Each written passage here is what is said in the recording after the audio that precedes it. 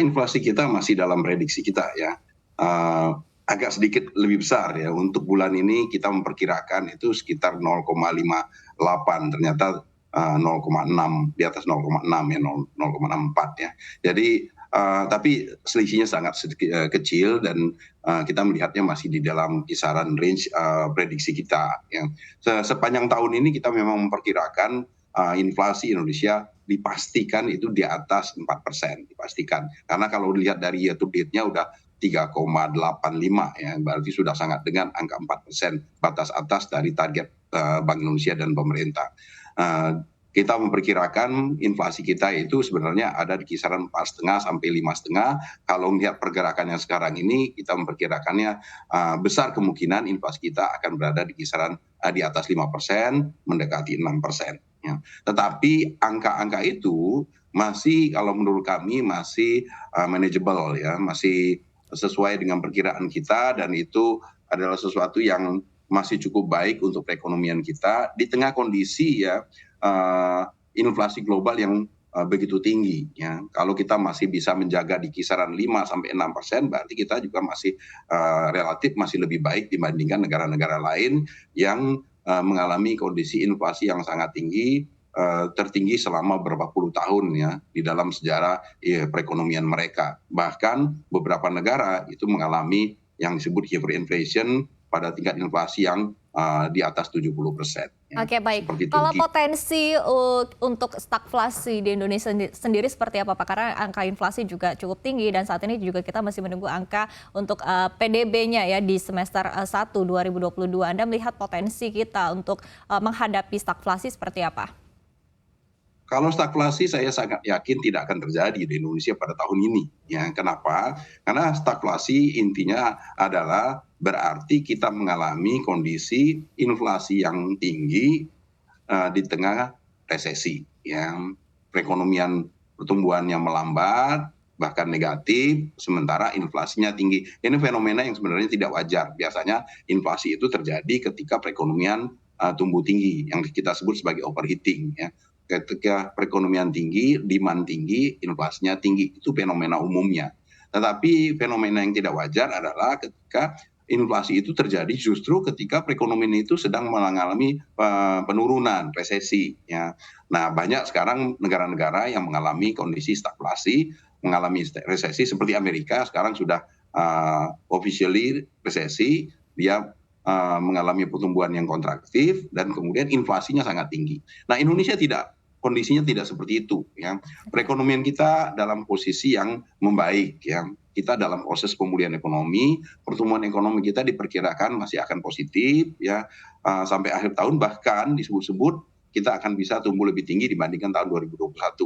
Tidak hanya kita ya, bahkan IMF pun juga memprediksikan seperti itu, kita bisa tumbuh di atas 5%. Kami juga memperkirakan di atas 5% tumbuhan pada tahun ini. Oleh karena itu, dengan pertumbuhan yang relatif tinggi itu, kondisi inflasi kita yang seperti saya sampaikan tadi masih manageable, ya perekonomian kita termasuk yang boleh dikatakan baik-baik saja. Oke, baik. Pak Peter, tadi yang menarik begitu ya dari pembahasan dari Badan Pusat Statistik ini adalah terkait dengan kenaikan harga energi dan juga listrik begitu untuk non subsidi, dan saat ini juga bahkan ada wacana begitu ya bahwa pembelian untuk BBM subsidi Pertalite sendiri juga akan dibatasi dan hanya akan diberikan kepada kelompok-kelompok tertentu saja begitu. Nah, jika betul-betul nanti penerapan ini dilakukan begitu ya secara umumnya, seperti apa angka ini bisa berpotensi semakin mengerek inflasi ke depannya, Pak Peter? Ya, yang paling penting sebenarnya inflasi, karena inflasi kita pada umumnya kan yang menggerakkan itu ada dua, ya volatile food dan administered price. Ya, administered price ini adalah harga-harga barang yang disubsidi. Nah, sekarang ini yang sudah bergerak naik adalah harga-harga untuk barang yang non subsidi, misalnya Pertamax Turbo yang disebutkan tadi ya, kemudian gas yang 12 kilogram yang. Nah, selama ini masih bergeraknya itu adalah harga-harga yang non subsidi, maka dampak terhadap inflasinya tidak besar. Tadi juga disebutkan oleh BPS, kontribusinya terhadap inflasi relatif minim, ya minimal sekali. Nah, Kalau seandainya pemerintah masih bertahan ya, mempertahankan harga barang-barang subsidi seperti Pertalite dan kemudian gas 3 kilogram, kita mesti memperkirakan inflasi kita seperti yang saya sebutkan tadi, range-nya antara 5-6% tadi, ya di atas 5 tapi masih di bawah 6%. Oke, tapi Tetapi apakah sudah kalau ada perhitungan Pak Peter jika nanti untuk Perpres dari nomor 191 ini direvisi lagi terkait dengan siapa-siapa yang berhak menerima BBM subsidi, apakah ada perhitungan kira-kira bisa mengerek inflasi hingga ke angka berapa persen? karena sebenarnya yang paling utama itu eh, bukan harga dari Pertalite-nya kalau yang kami khawatirkan ya. Justru yang kami khawatirkan itu adalah ketika pemerintah menaikkan harga barang subsidi seperti Pertalite dan juga gas 3 kilogram yang akan akan memicu yang kita sebut sebagai expected inflation ya. Ekspektasi inflasi yang terlalu tinggi yang kemudian mendorong perilaku belanja yang mendorong inflasi. Itu yang kita khawatirkan ya. Kalau pemerintah tidak menaikkan tetapi masih membatasi ya, kalau masih membatasi itu efek inflasinya yang kita perhitungkan itu tidak terlalu besar. Dia tidak akan memicu inflasi untuk lebih dari yang kita perkirakan di atas 6% tadi. Jadi kalau pemerintah masih ya menjaga harga Pertalite, harga gas 3 kilogram itu masih pada harga subsidi sekarang ini, walaupun dibatasi pembeliannya, maka efek inflasinya tidak besar. Oke, baik. Nah, kemudian kalau kita lihat tadi kan angka inflasinya juga lebih tinggi daripada perkiraan begitu dan semakin mendekati level 5%. Dan di satu sisi juga Bank Indonesia saat ini juga masih mempertahankan suku bunga acuan di level 3,5% meskipun dari The Fed juga sudah bergerak hawkish begitu. Nah, Anda melihat dengan rilis yang terbaru ini datanya juga semakin mendekati 5%, apakah kebijakan-kebijakan yang dilakukan oleh Bank Indonesia saat ini masih cukup begitu mengingat bahwa BI juga sudah melakukan quantitative easing, kemudian juga sudah semakin berupaya untuk memperkuat ataupun juga memperketat likuiditas di dalam negeri. Apakah cukup Pak Peter? Apa semakin didesak lagi untuk menaikkan suku bunga acuan?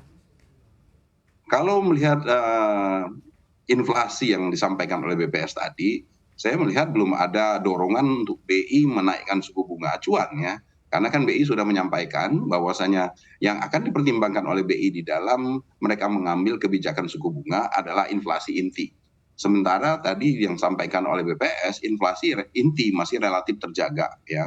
Di sisi lain, faktor lain yang akan dipertimbangkan oleh Bank Indonesia juga di dalam kebijakan suku bunganya adalah pergerakan nilai tukar. Kita tahu pergerakan nilai tukar kita beberapa hari ini pasca The Fed menaikkan suku bunga yang 0,75% atau 75 basis point, itu rupiah kita relatif tidak terlalu tertekan untuk melemah atau bahkan mengalami penguatan ya, sekarang posisinya ada di bawah 15.000. Jadi saya tidak melihat ada dorongan bagi Bank Indonesia untuk segera menaikkan suku bunga saat ini.